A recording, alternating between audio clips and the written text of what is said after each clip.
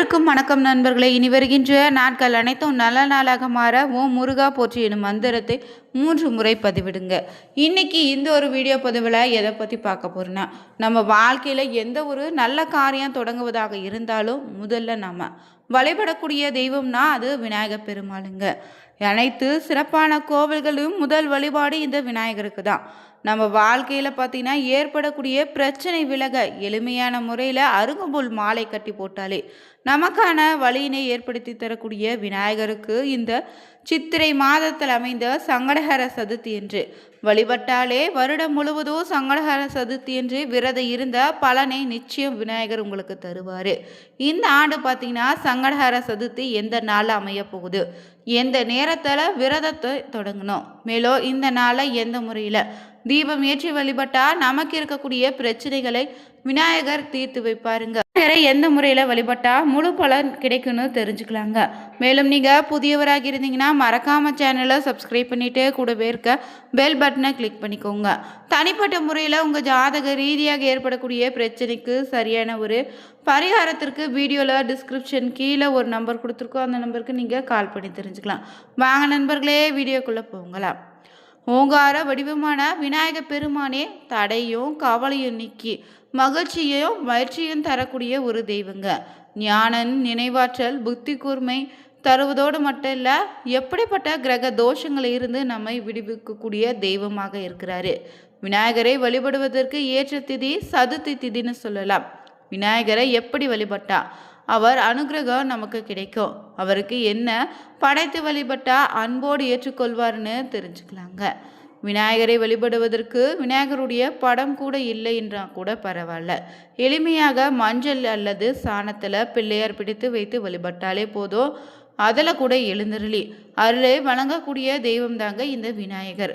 அப்படிப்பட்ட அற்புத தெய்வமான விநாயகரை நீங்கள் தேய்பிரை சதுர்த்தியான சங்கடஹர சதுர்த்தினால வழிபட்டு வந்தாலே வாழ்க்கையில் அனைத்து விதமான நலன்களை நிச்சயம் அள்ளி தருவாருங்க. அந்த வகையில் இந்த சித்திரை மாத சங்கடஹர சதுர்த்தி என்று நீங்கள் விநாயகரை எப்படி வழிபட்டா இந்த ஆண்டு முழுவதும் உங்கள் வாழ்க்கையில் துன்பமே வராமல் இருக்க எந்த முறையில் வழிபடலானதா இந்த பதிவில் பார்க்க இருக்கோம். திதிகளில் பார்த்தீங்கன்னா 4வது திதி தாங்க வருவது சதுர்த்தி. முழு முதற் கடவுள்னு சொல்லக்கூடிய விநாயகர் பெருமானை வழிபடுவதற்கு உரிய நாளும் இந்த சதுர்த்திங்க. மாதந்தோறும் வளர்பிறை தேய்பிறைன்னு 2 சதுர்த்தி திதிகள் வரும். அதில் விநாயகர் பெருமானின் அவதரித்த பார்த்திங்கன்னா ஆவணி மாதத்தில் வரக்கூடிய வளர்பிறை சதுர்த்தியை நம்ம விநாயகர் சதுர்த்தியாக கொண்டாடுவோம். ஆனால் மற்ற மாதங்களில் தேய்பிறையில் வரக்கூடிய சங்கடஹர சதுர்த்தி நாள் பார்த்திங்கன்னா ரொம்பவே சிறப்புங்க. இந்த நாள் பார்த்திங்கன்னா சித்திரை மாதத்தில் அனைத்து மாதங்களையும் வரக்கூடிய சங்கடஹர சதுர்த்தியை விட இந்த தமிழ் வருடத்தில் பார்த்திங்கன்னா முதல் மாதமாக வரக்கூடிய இந்த சித்திரை மாதத்தில் வரக்கூடிய சதுர்த்திக்கு ரொம்ப சிறப்பு. இதற்கு காரணம் என்னன்னு பார்த்திங்கன்னா நம்முடைய பஞ்சாக கணிப்புகளும் சரிங்க, ஜாத கணிப்பும் சரிங்க, சூரியனும் சந்திரனின் இயக்கத்தை அடிப்படையாக தான் கொண்டு கணக்கிடுவோம். அந்த வகையில் சூரியன் மிக சரியாக பார்த்திங்கன்னா கிழக்கு திசையில் உதிக்கக்கூடிய மாதம் தான் இந்த சித்திரை மாதமாக அமையும். சூரியன் தன்னுடைய புதிய பயணத்தை தொடங்கக்கூடிய மாதம் தான் இந்த சித்திரை மாதம். இதில் வரக்கூடிய சங்கடஹர சதுர்த்தி ரொம்பவே சிறப்பான நாளுங்க. பொதுவாகவே பார்த்தீங்கன்னா சங்கடஹர சதுர்த்தி என்று விநாயகரின் அருளை பெறுவதோடு சந்திர தோஷ நிவர்த்திக்கான நாளாகவும் அமையும். இதற்கு ஒரு புராண கதையும் சொல்லுவாங்க. சந்திரனுக்கு மிகவும் அழகானவனு ஆணவம் ஏற்பட்டிருக்கு. இந்த ஆணவத்தின் காரணமாக தான் ஒரு முறை கைலாயத்தில் நந்திதேவர் மத்தளம் இசைக்க அதற்கு விநாயகர் பூத கணங்களோடு சேர்ந்து நடனம் ஆடியிருக்காரு. இதே கண்ட சந்திரனும் விநாயகரின் உருவத்தை கேலி செய்து ஏளனமாக பேசினாராம். இதனால் கோபமடைந்த விநாயகரும் பார்த்தீங்கன்னா அழகால் ஏற்பட்ட ஆணவத்தால் என்ன கேலி செய்த உன்னுடைய அழகு தேய்து போகட்டுன்னு சாபம் அளித்தாரு. தன்னுடைய தவறை உணர்ந்த சந்திர தேவரோ தன்னுடைய சாபம் தீர சிவபெருமானிடம் பலி கேட்டாராம். விநாயகரின் அளித்த சாபம் தீர அவருக்குரிய சதுர்த்தி திதியில் அவரை வழிபாடுன்னு சொல்ல சந்திரனோ விநாயகரை வேண்டி சாப நிவர்த்தி அடைந்தார். இந்த தேய்பிரை சதுர்த்தியில் தாங்க.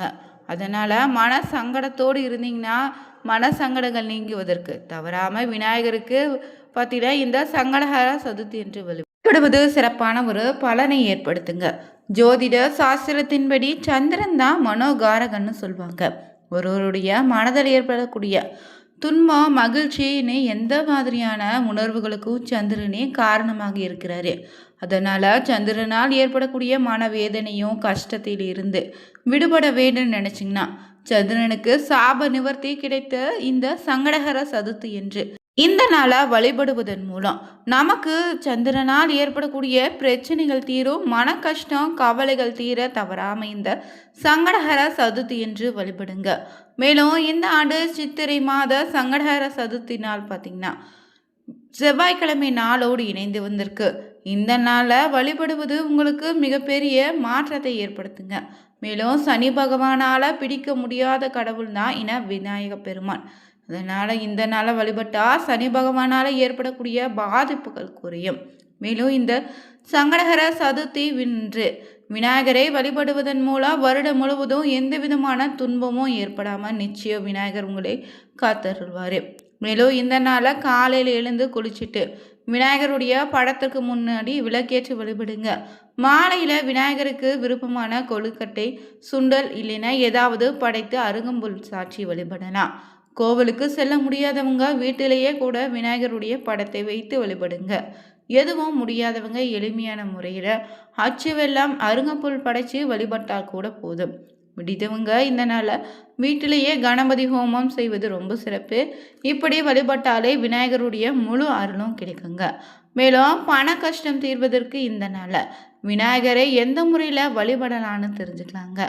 நீங்கள் பொதுவாகவே உங்களுக்கு ஏழரை சனி போன்ற தோஷங்கள் நடக்கக்கூடிய நாளில் விநாயகருக்கு பார்த்திங்கன்னா சனிக்கிழமை நாளும் அரசமர விநாயகரை பார்த்திங்கன்னா வழிபட்டு வந்தாலே சிறப்பான பலன் உண்டுங்க.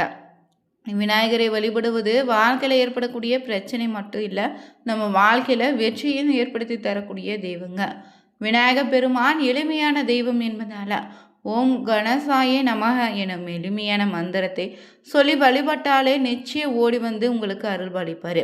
தடைகள் பயங்கள் பிரச்சனைன்னு அனைத்தையும் தவிடுபொடியாக்கி விருப்பத்தை நிறைவேற்றி தரக்கூடியவர் தாங்க இந்த விநாயகர். சங்கடஹர சதுர்த்தி என்று விரதம் இருந்து வழிபட்டா முழு பலனும் கிடைக்கும். விநாயகருக்குரிய திதின்னு நமக்கு தெரிஞ்ச விஷயம்தான். இந்த நாளில் பார்த்திங்கன்னா ஒவ்வொரு மாதத்தில் வரக்கூடிய சதுர்த்திக்கு ஒவ்வொரு சிறப்பு.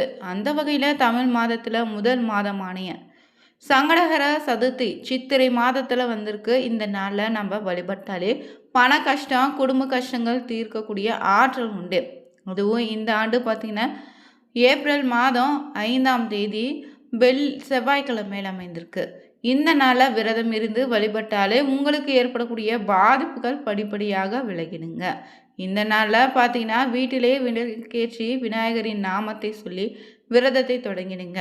மாலையில் அருகில் இருக்கக்கூடிய கோவிலுக்கு சென்று சிவப்பு நிற மலர்களாலும் அருகம்புலும் வாங்கி வச்சு முடிந்தா கையாலே அருகம்புல் மாலை கட்டி கொடுப்பது ரொம்ப நல்லது.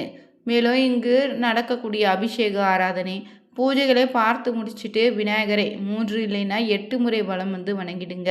பிறகு சிறிது நேரம் அங்கேயே அமர்ந்து விநாயகரிடம் மனம் வெட்டி உங்களுடைய வேண்டுதலை இல்லைன்னா மனக்குறையை சொல்லி முறையிடுங்க. உங்களுடைய பிரச்சனைகள் விரைவில் தீர வேண்டுன்னு மனதார வேண்டிட்டு வாங்க. பிறகு வீட்டிற்கு வந்து விரதத்தை நீங்கள் நிறைவு செய்துக்கலாம்.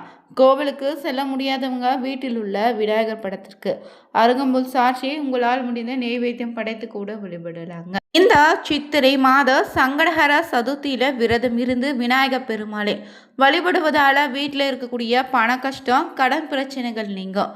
கணவன் மனைவி பிரச்சனை நீங்கி ஒற்றுமை உண்டாகும். நீண்ட காலமாக நோயால் பாதிக்கப்பட்டிருந்தீங்கன்னா அதிலிருந்து விடுபடுவதோடு நல்ல ஆரோக்கியம் உண்டாகும். வேலை திருமணம் தள்ளி போகிறதுன்னு கவலைப்படுவவங்க நல்ல வேலையும் நல்ல வாழ்க்கை துணையும் நிச்சயமிங்க. மேலும் இந்த நாளில் பார்த்தீங்கன்னா விநாயகரனுடைய படத்திற்கு முன்னாடி ஒரே ஒரு அரசமர இலையை எடுத்து அதில் சந்தன குங்குமம் வச்சு அதன் மேலே அகல் விளக்கில் நெய் ஊற்றி திரியிட்டு மனதார ஓம் நமோ கணபதியே நமக எனும் மந்திரத்தை 108 முறை சொல்லி விநாயகருக்கு பார்த்திங்கன்னா பூக்களால் அர்ச்சனை செய்து வழிபட்டிங்கன்னா நிச்சயம் உங்களுடைய சங்கடங்கள் பார்த்திங்கன்னா நிச்சயம் தீருங்க. உங்கள் வீட்டில் ஏற்படக்கூடிய சிறு சிறு பிரச்சனைகளும் படிப்படியாக விலகும். இந்த பதிவில் சித்திரை மாத சங்கடஹர சதுர்த்தி என்று எந்த முறையில் வழிபட்டால் நம்முடைய பிரச்சனைகள் விலகுன்னு தெரிஞ்சுக்கிட்டோம். இந்த வீடியோ பிடிச்சிருந்தா லைக் பண்ணுங்கள், ஷேர் பண்ணுங்கள், கமெண்ட் பண்ணுங்கள். மறக்காமல் சேனலை சப்ஸ்கிரைப் பண்ணிவிட்டு கூடவே இருக்க பெல் பட்டனை கிளிக் பண்ணிக்கோங்க. Thank you viewers.